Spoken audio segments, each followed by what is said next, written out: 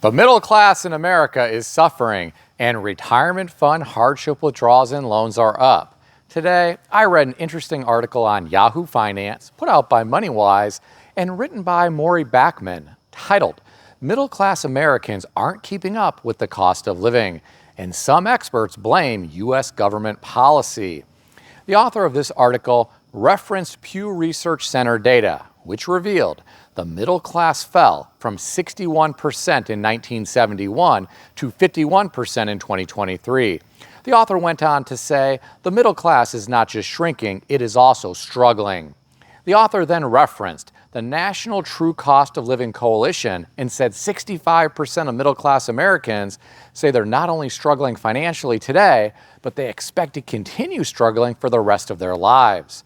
Well, my friends, I hate to hear about this, but I believe these findings.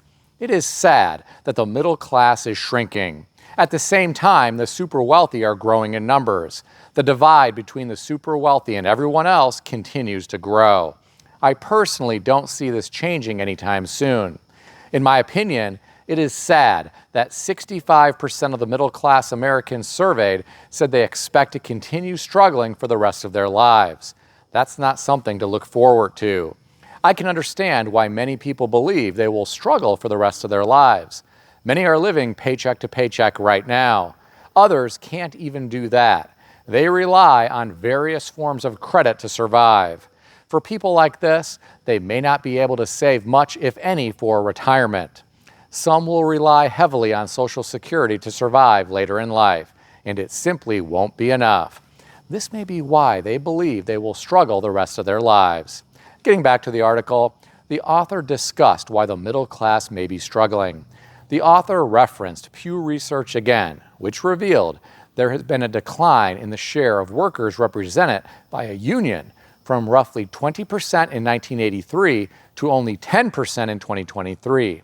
The author referenced the BLS, which reported last year that non-union member median weekly earnings were only 86% of the wages earned by union members. The author also mentioned Federal Reserve policy as being a potential issue.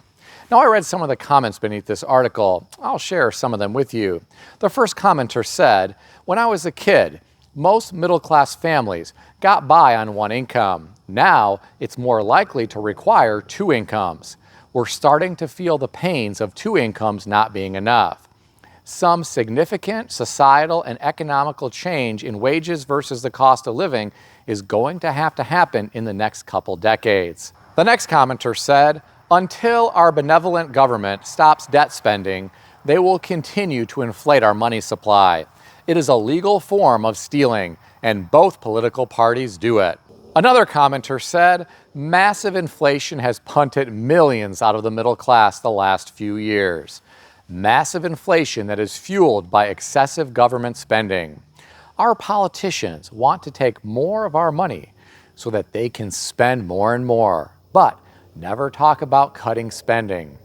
The last comment that I'll share with you came from someone who said, "The middle class has shrunk because good middle class jobs have shrunk.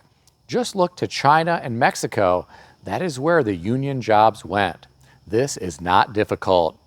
You want good middle class jobs? Then grow manufacturing in the U.S., not offshore." I'm curious, what do you think about all this? Share your thoughts in the comment section below. I read another interesting article today. This one was on Yahoo Finance, put out by Smart Asset, and written by Brian J. O'Connor, titled, "Vanguard Reports Workers Are Dipping into Retirement Funds Early.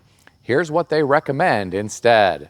According to the author, the number of hardship withdrawals from retirement plans managed by Vanguard has risen to the highest level since 2004, with 0.5% of workers taking money out for an emergency.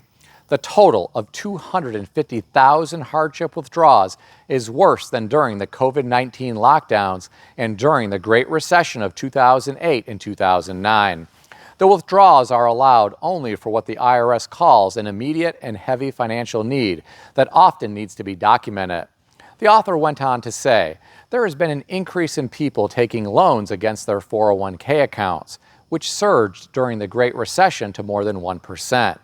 As of October, Vanguard reported 0.9% of plan participants taking out loans.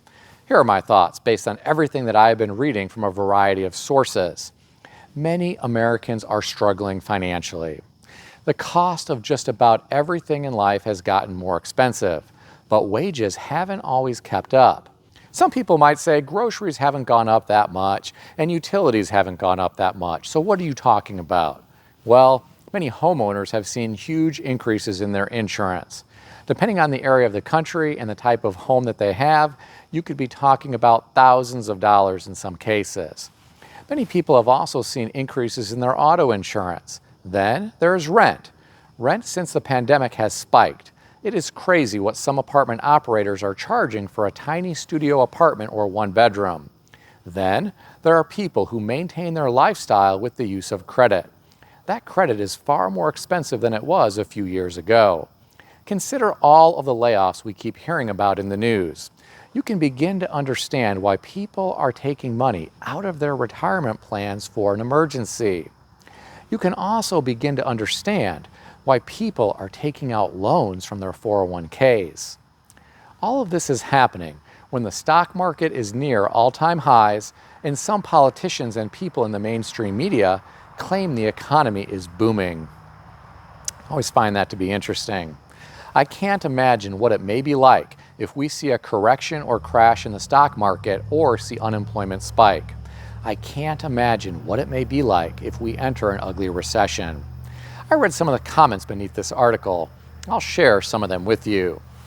The first commenter said, "I feel sorry for their desperation, but unless tragedy hit them, they were either living above their real means all along or not adequately insured. Many are indeed either or both. Life happens. I know from the sad loss of a spouse. In 24 hours, 60% of my family income was gone. If you have a mortgage that takes two incomes, you need to have insurance to cover the payments, even if the bank does not require you to do so, or your family could be homeless." The next commenter said, "Car and home insurance went up. Food is way more expensive. Gas is expensive. And rents and prices have skyrocketed as huge corporations took over the single-family housing market. If you make under $50,000 in the U.S. right now, you are hurting." I'm curious, what do you think about all this? Share your thoughts in the comment section below. If you enjoyed this video, consider subscribing to the channel. I want to extend a special thanks to everyone who has subscribed to this channel. I want to also thank all of my channel members. If you would like to become a channel member, there is a link in the description beneath this video. You can read more about the different membership levels. Please also check out some of the great books that I suggest you consider reading in the description below. I've included Amazon affiliate links to these books. As an Amazon associate, I earn from qualifying purchases.